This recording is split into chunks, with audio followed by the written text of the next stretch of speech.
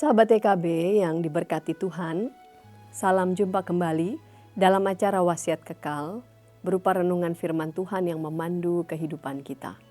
Saya Pendeta Santiani Manurung dari GKI Gria Merpati Mas. Renungan kita hari ini, Senin 23 Februari 2026 ditulis oleh Pendeta Emeritus Mungki Aditya Sasmita dari GKI Sangkrah Solo dengan judul Jujur dan Rendah Hati yang dilandaskan pada Mazmur 32. Dan nats yang akan menjadi pusat perenungan kita adalah Mazmur 32 ayat 5. Sebelum membaca Alkitab dan merenungkan firman Tuhan, mari kita berdoa. Tuhan yang baik, terima kasih untuk hari baru yang Tuhan karuniakan. Terima kasih juga untuk tugas panggilan yang masih Tuhan percayakan. Saat ini kami ingin merenungkan firman-Mu, membaca bagian dari Alkitab, bimbing dan sertailah kami. Amin. Sahabat, saya akan bacakan untuk kita Mazmur 32 ayat 5, dengarkanlah firman Tuhan. Dosaku kuberitahukan kepadamu, dan kesalahanku tidaklah kusembunyikan. Aku berkata, aku mengakui pelanggaran-pelanggaranku kepada Tuhan dan Engkau telah mengangkat beban dosaku.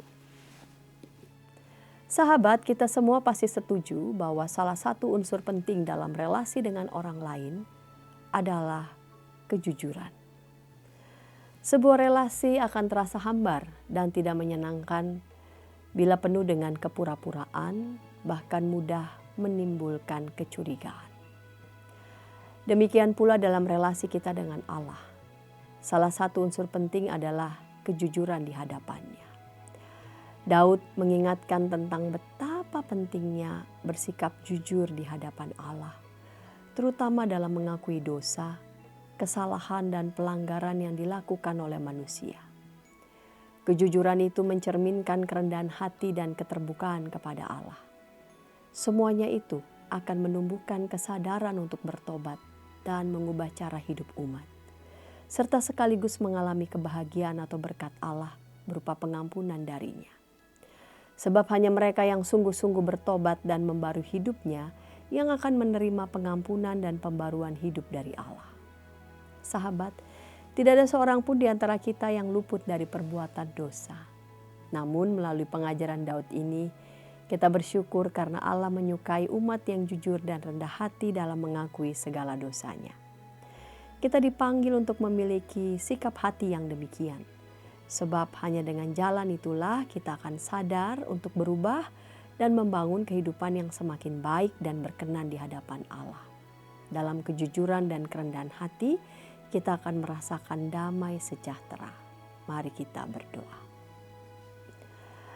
Tuhan, tolong kami ketika pada saat ini Engkau anugerahi kami relasi, entah itu dalam keluarga, pekerjaan, ataupun dalam pelayanan.